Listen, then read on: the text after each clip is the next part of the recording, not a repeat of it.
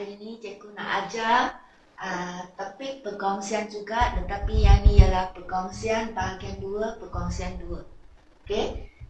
Tajuk perkongsian 2 adalah berkaitan dengan kemasukan rakan kongsi baru dengan persaraan rakan kongsi yang lama. Okey. Jadi perkongsian ialah satu, anda kalau ingat cikgu kata salah satu ciri perkongsian ialah satu perkongsian dia senang dibubarkan. Kalau adanya rakan kongsi baru yang masuk, dia kena restructure semula. Okay, kena kira balik modal yang baru. Sama juga dengan kalau adanya rakan kongsi lama yang ingin bersara, jadi kita kena bubar. Perkongsian lama akan bubarkan tubuh perkongsian yang baru.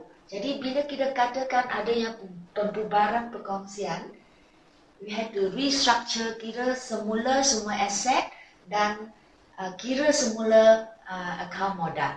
Okey. Jadi bila ada kemasukan rakan baru, adanya rakan lama yang bersara, jadi semua yang ni akan membawa kepada penilaian semula aset. Okay, aset yang ketara seperti bangunan, inventory, akaun belum terima, dan juga aset yang tak ketara, iaitu muhibah. Okay, semua aset akan dikira dan dinilai semula. Sebab dia, kenapa kita perlu buat sebegini? Okay, bila adanya rakan baru masuk, adanya rakan yang lama, kita kena nilai semula aset. Sebabnya, nombor satu, skala kenaikan nilai aset. Kan? Bila perkongsian mula ditubuhkan, mula aset, contoh dia macam bangunan, masa mereka mula tubuhkan perkongsian, mungkin nilai dia adalah rendah. Jadi after a few years run the business, mungkin aset itu sudah naik harga. Jadi sebelum kemasukan rakan baru, ataupun sebelum persaraan rakan yang lama, jadi kita kena nilai semula aset kita yang sama ada ketara atau ketara, kerana adalah menjadi hak kepada rakan kongsi lama. So before the baru masuk, kita kena kira balik semua nilai, so that they can get back their nilai. Kenaikan nilai aset ni kena dinikmati oleh rakan kongsi yang lama. Jadi yang baru, sebelum baru masuk, dia akan kira balik semua aset dia. Okay? Ada kenaikan nilai aset ni akan dikreditkan ke akaun modal rakan kongsi yang lama. Yang baru tak boleh menikmati kenaikan. Jadi they have to settle before the new coming. Okay. Yang kedua pula, kenapa perlu nilai semula aset? Jadi bila dia nilai semula aset, kenaikan nilai aset ni akan dikredit ke akaun modal. Jadi nilai modal rakan kongsi yang lama akan menjadi lebih tinggi. So they have a new value of modal. So dari situ dia dapat menentukan, rakan kongsi baru yang masuk berapakah modal yang dia perlu bayar. Okay, with the new modal of rakan kongsi lama, from there dia dapat tentukan berapa yang rakan baru perlu bayar. Sebagai modal itu. Dan sebab yang ketiga, kerana ada yang bersara, jadi yang bersara tu selama ni sudah bersama-sama bertungkus lumus untuk run the business, right? Jadi sebelum dia bersara, dia patutlah dapat bahagian, bahagian yang patut dia ambil sebelum dia bersara. So kita kira semua aset yang kalau naik harga, dia mesti get his share, dan kalau rugi pun dia kena share. Jadi kita kira balik semua dan kita dapat pasti berapa jumlah yang patut dia ambil sebelum dia besar. Inilah 3 sebab yang utama. Kita perlu nilai semula aset kita, tak kisah dia aset yang ketara atau yang tak ketara. Yang tak ketara ialah muhibah. So kita pergi kepada cara menilai aset yang ketara dulu. Aset yang ketara, that means something you can see. Jadi macam mana kita nilai? Ialah kita perlu buka akaun penilaian semula. Akaun penilaian semula ialah satu akaun sementara saja. Dia macam akaun pelupusan aset. Dia buka sebab tujuan nak nilai semula aset. Lepas sudah nilai semula, dia akan tutup. Dia tak kekal. Buka dan tutup. Okay? Jadi di sini contoh aset ketara seperti bangunan, akaun belum terima, inventory. These are the asset you can see, ada fizikal dia. Jadi ini contoh katakan sebelum penilaian. Jadi ini ialah selepas penilaian. Jadi bangunan sebelum dinilai, semula asal dia ialah 500,000. Selepas nilai semula menjadi 550,000. Okay. Ini EBT sebelum 5,000. Selepas tu didapati adanya pelanggan, adanya penghutang yang tak boleh bayar. Jadi rasa hanya dapat 3,500 saja. Boleh dikutip. Sama juga dengan inventory. Sebelum dinilai semula ialah 2,000. Tapi bila disemak ada banyak, mungkin ada banyak inventory yang sudah rosak, yang sudah hilang. Jadi nilai dia tinggal 1,500. Jadi this one adalah consider kerosakan stok. Ini mungkin adalah hutang lapuk.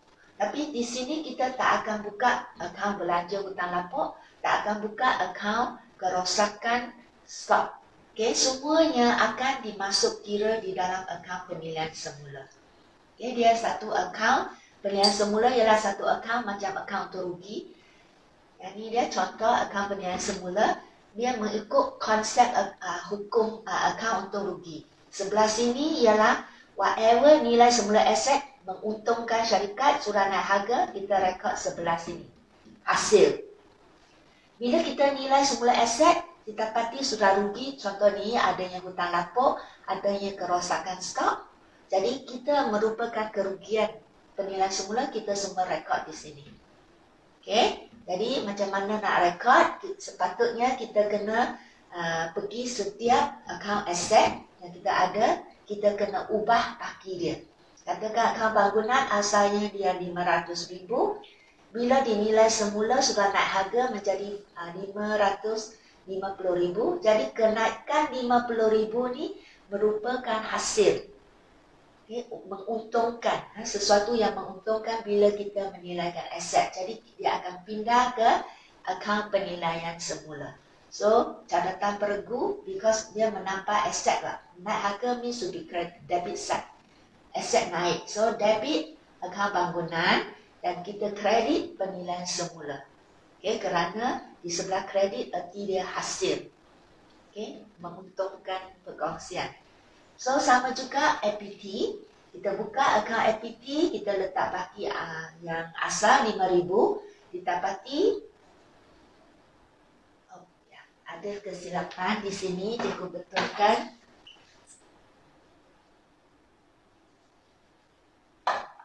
Okay.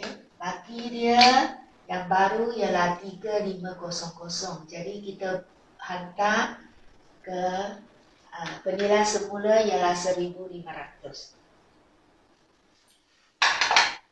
Okay. Yang ni kita ikut After nilai semula didapati adanya 1,500 yang tak boleh dikutip. Yang hutang lapuk lah. As I said, no need buka belanja hutang lapuk. Everything akan dikira. Untung ke rugi atas penilaian semula akan disettle by one account saja. Okay, no need to open extra account. So rugi kita hantarlah.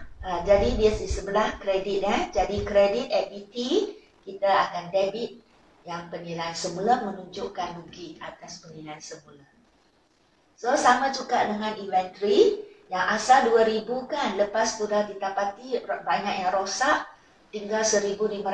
Jadi 500 ini adalah kerugian. So we credit the inventory 500. Jadi nanti paki yang baru menjadi 1,500 lah. Nanti kalau ada soalan minta buka PKK, kunci kira-kira, nanti you kena rekod nilai yang baru bukan nilai yang lama. So sekarang 500 adalah kerosakan stok. As I said, jangan buka akaun kerosakan stok. Everything will be settled di dalam penilaian semula. Because ini ialah berkaitan dengan penilaian semula. Bukannya operasi yang biasa. Okay, so everything rugi atas penilaian semula, kita debit penilaian semula. Untung atas penilaian semula, kita kredit penilaian semula. Jadi dua ni rugi, we debit. Ini menguntungkan, so we credit. So, aktiviti penilaian semula ini ada yang untung, ada yang rugi. Betul? So, we put all together in one account. From here, kita buat adjustment. Di sini nampak untung hanya satu butir saja, jadi 50,000. We bring down. Here is bigger. Okay? Here rugi ada dua, 1,500 dengan 500. So, from here you can see. Untung adalah mengatasi yang rugi. So, dari sini kita boleh dapat satu kesimpulan.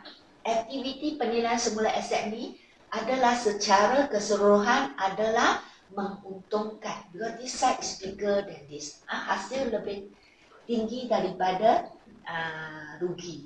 So, menguntungkan. So, hasil 50,000 tolak yang rugi atas penilaian semula masih untung 48,000. Jadi 48,000 ni akan dikongsi bersama oleh rakan kongsi. Jadi di sini contoh yang cikgu bagi ialah katakan ada 3 orang rakan kongsi. Jadi terus lebihan atas penilaian semula ni atau untung atas penilaian semula akan dikreditkan ke akaun modal mereka. Jadi di sini kita tak kredit ke akaun semasa. Okay, kerana we going to restructure the modal. Is considered perkongsian yang baru. Okay, this one we need to do before the rakan kongsi baru masuk. So we restructure the modal. So everything modal, bukannya akaun semasa. So all kredit kepada akaun modal. Tapi kalau sini lebih besar, hasil kurang, so mean rugi atas penilaian semula lah. Here we kena tulis rugi atas penilaian semula. Dan tak untung lah. Kalau rugi ini akan ditanggung oleh rakan kongsi. So, we will debit the account. Di sini lain, di sini untung. Jadi, we credit the account. Okay. So, tengok. Ini sudah dapat untung atas penilaian semula. Ada lebihan atas penilaian semula. We debit this account and we credit the account modal. Okay, tengok kita kredit akaun modal rakan kongsi, arti dia menguntungkan rakan kongsi. Okay, jadi inilah baki lama akaun modal. So, we will add up together lah. Ini menjadi modal yang baru. Katakan 10,000, 10,000, 10,000. Jadi sekarang modal A yang baru menjadi 26,000 lah. Okay, that's how that itulah cara kita kira nilai semula aset kita. Okay. Tadi cikgu sudah kata, bila kita nilai aset bukan saja nilai aset yang you boleh nampak, actually ada juga aset yang you tak nampak tetapi sebenar adalah aset kita. Cuma kita tak nampak. Ini aset dia ialah dipanggil aset tak ketara ataupun muhibah. Okay. Muhibah juga aset. Muhibah is a nama baik syarikat. Okay. Di sini untuk merekod aset ni kita kena buka akaun muhibah lah. Okay. Jadi sebelum tu you kena faham apa erti dia muhibah. Cikgu kata tadi muhibah ialah nama baik syarikat. Jadi macam mana boleh wujud nama baik muhibah? Dia aset kita. It's just that biasanya kita tak buka akaun ni kerana memang tidak digalakkan mengikut akta perkongsian. Memang tak boleh buka kerana dia tak nampak. Okay. Dia hanya boleh dibuka seperti dalam keadaan tertentu. Seperti adanya rakan kongsi baru nak masuk, adanya rakan kongsi nak keluar. So, we want to nilai semula aset. Then only we buka the account. If not, it's not allowed mengikut akta. Okay. So, apa wujudnya faktor, wujudnya muhibah? Satu, muhibah mungkin wujud di dalam satu perniagaan mungkin kerana lokasi dia yang baik. Okay, the company is situated ditempatkan pada tempat yang sangat lokasi dia bagus macam Ion. Okay, di lokasi orang Panting boleh datang, orang Shah Alam pun boleh datang, Ampang Botanik Bukit Tinggi. So lokasinya sangat baik. Okay, business is very good. So they got muhibah. Okay, they can. So when you want to sell the business and all that, you can get very good money. Jadi perhubungan yang baik dengan pelanggan, the company is running very well, or the customer like the company. Okay. Syarikat tu mempunyai kuasa monopoli. That's the only company who run this kind of business. Jadi memang kalau nak jual that business, memang we can sell at a very high price. Okay. Dan kualiti barangan yang baik dan boleh dipercayai. So maybe the company products so far disukai oleh pelanggan kerana kualiti dia dijamin. Contoh dia, when people think of Pampers, think of napping, they think of Pampers. Okay. Maybe they want to eat mee, dia kena Maggi mee. Okay. Jadi Melo, Nestle. Jadi the name, kualiti barang dia sudah bagus dan boleh dipercayai. Ya, reputasi perniagaan yang baik. Jadi so far everybody, that company very good. Contoh dia kalau nak beli rumah, Eco World, guarantee very good. Okay. Boleh faham ya, Sam tadi. Jadi reputasi perniagaan yang baik semua ini akan membawa kepada muhibah kepada company. So it's an asset, it's just that you can't see. Okay, ya. So cara merekod muhibah. Okay, jadi bila ada rakan baru nak masuk, rakan baru yang nak besar, rakan lama yang nak bersara, kita kena buka akaun muhibah.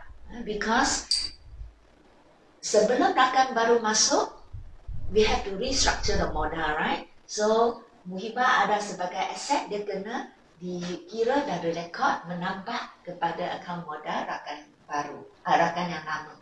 So same as untuk rakan yang nak bersara, sebelum dia bersara, dia patut diberi bahagian muhibah tu. Muhibah boleh dinilai dengan wang. So they should bagi dia bahagian dia sebelum dia bersara. So kita ada dua cara merekod muhibah. Satu cara, muhibah diwujudkan dan dikekal dalam buku. Wujudkan muhibah. Muhibah adalah aset. Jadi kita akan debit akaun muhibah.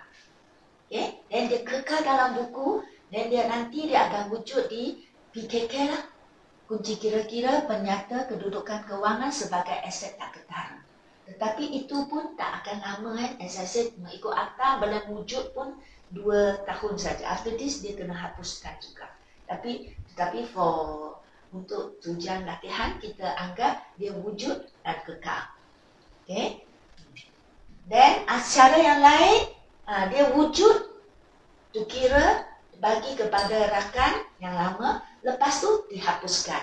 Demi memang kerana mengikut akta SSA tidak digalakkan membuka akaun muhibah kerana dia adalah aset yang tak ketara. Memang digalakkan wujud dan dihapuskan sahaja immediately. Okay? So kita tengok cara yang pertama dulu, cara merekod muhibah. Kita wujud dan kekal dalam buku. Demi nanti dia akan wujud sebagai aset tak ketara dalam kunci kira-kira ataupun aset kedudukan kewangan, penyata kedudukan kewangan. Kita tengok bila kita nak wujud aset, muhibah adalah aset. Jadi kita bukalah akaun muhibah. Ada contoh di sini muhibah dinilaikan sebanyak 15,000. Okay, yang ini biasa diberi dalam soalan. Okay, so katakan soalan bagi muhibah ialah 15,000 dan anda diminta wujudkan akaun muhibah dan kekal dalam buku akaun muhibah tu. Jadi akaun muhibah akan kekal. Jadi apa wujud muhibah? Di sini cikgu andai kita ada 3 rakan kongsi ABC dan mereka bahagi untung rugi dengan sama rata. So 15,000 sama rata divided by 3 dikongsi oleh 3 orang rakan kongsi, jadi setiap orang 5,000. So we debit account muhibah kerana dia adalah aset debit. Dan as I said, ini adalah aset yang akan dinikmati oleh modal rakan kongsi. Jadi kita kredit account modal dia, kita tulis muhibah 5,000, 5,000, 5,000. Okay. Debit muhibah, kredit modal rakan kongsi. So, lepas tu kerana kata akan kekal dalam buku kan, so bagi handa ke bawah, underline, dan bagi bawah ke bawah. Okay, ditunjuklah dia sebagai aset tak ketara dalam kunci kira-kira. So, inilah cara dia. Okay, so kita wujud. Dan pada masa yang sama SSC kita nilai aset kita kan. Okay, ini aset tak ketara, muhibah. Dan nilai yang ketara we use account penilaian semula. So 16,000 like just now. So all together sekarang modal yang baru ialah baki dan lepas tu muhibah plus the PS. Campurkan tiga-tiga will be the modal baru ABC. Okay. Ataupun kerana dia wujud dan kekal dalam buku. So satu cara you boleh buka akaun muhibah seperti tadi, tetapi you tak terus kredit kepada akaun modal. Okay, tadi contoh yang atas you kredit akaun modal. But because muhibah juga aset, right? So actually you can add inside, you can record the muhibah juga di dalam akaun penilaian semula. That means aset ketara, aset tak ketara semua boleh masuk dalam akaun penilaian semula. Okay, so you see tadi bangunan 50,000 kan, akaun belum terima, inventory pun adanya nilai semula, so we add, kita sudah letak. Dan untuk yang ni muhibah pun boleh masuk, so you tambah lagi muhibah. Muhibah di sebelah kredit kerana kita debit muhibah. So dalam akaun penilaian semula muhibah di sebelah kredit kerana dia menunjukkan untung kepada pemilik lah. Okay, it's an asset, so adalah menambah nilai kepada pemilik, so credit side. So sekarang jumlah sebelah hasil sini menjadi 65,000 dan kerugian EBT dengan inventory 2,000, so masih untung 63,000. So 63,000 bahagi didimati oleh 3 rakan kongsi yang lama, so each one will get 21,000. Okay, nanti kita kredit akaun modal dia 21,000. So this one because not enough space, cikgu tak tunjuk akaun modal. Jadi sepatutnya 21,000 lah sebelah kredit. You tengok, you compare. Ini kita masukkan muhibah ke PS.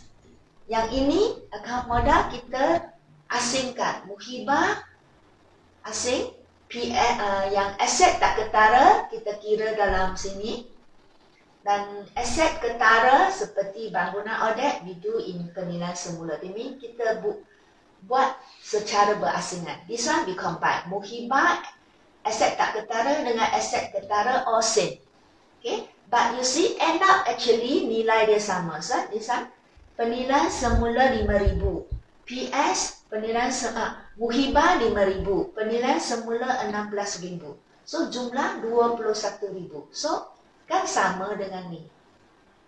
Okay, sama. Cuma ini kita asing-asing. Muhibah and penilaian semula. This one, the muhibah sudah masuk dalam penilaian semula. Tetapi jumlah dia tetap sama. Cuma cara merekod lain saja. Okay, either one you can choose. Okay, you can choose either one.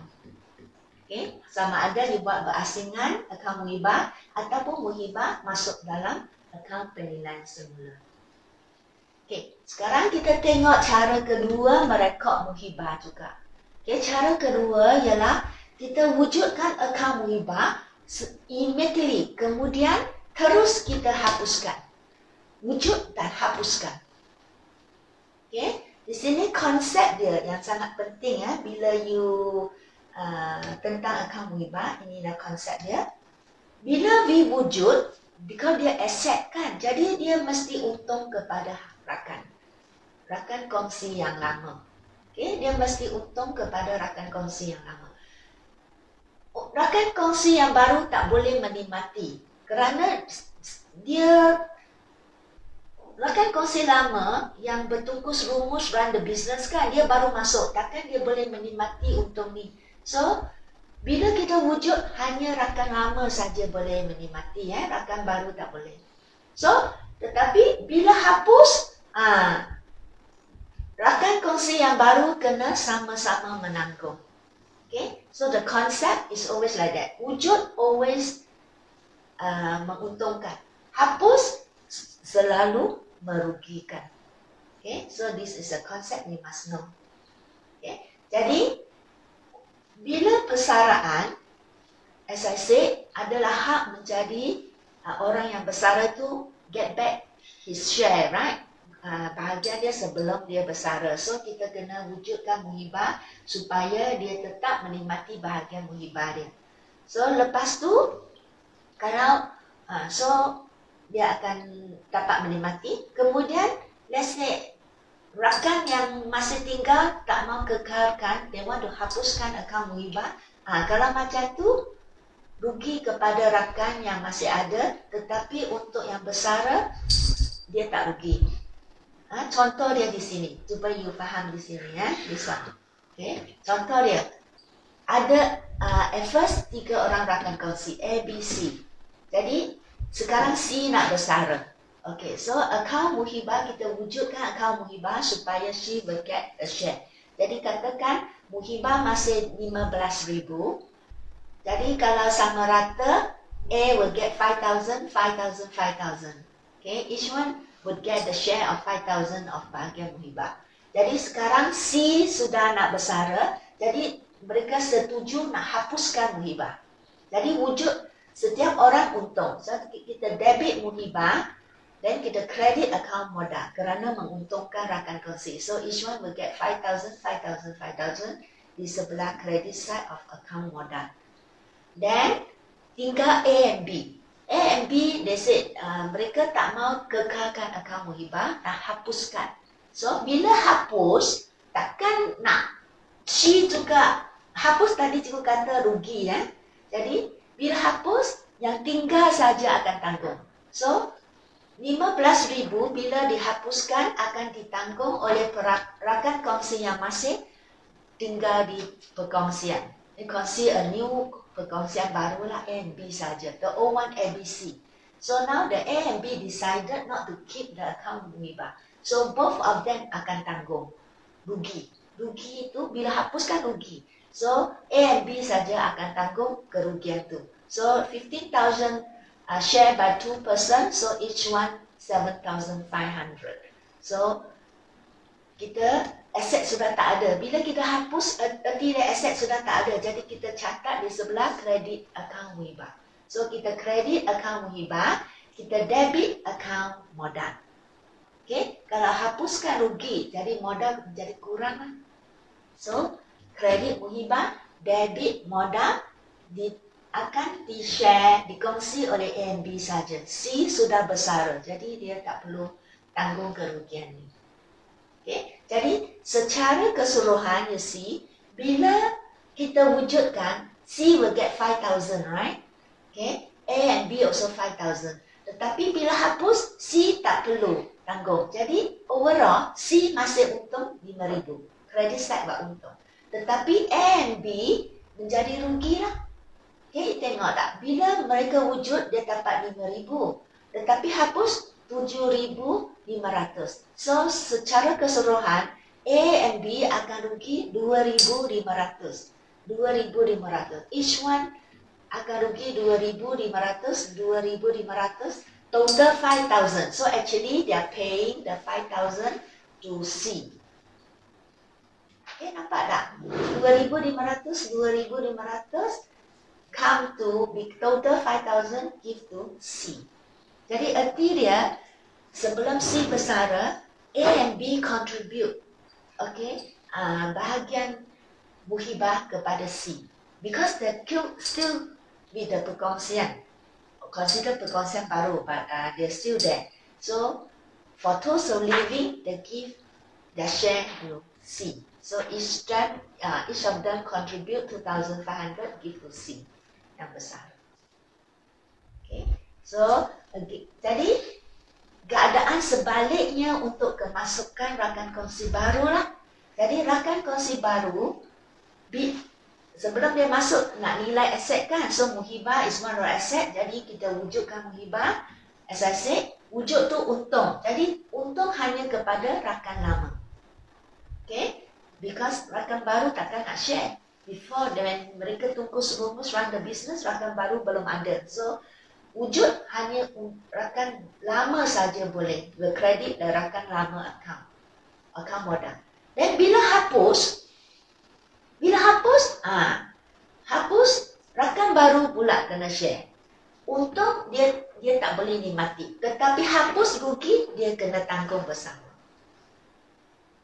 Okey, erti dia nanti rakan baru ini akan tengok berapa dia perlu bayar kepada untuk rakan yang lama.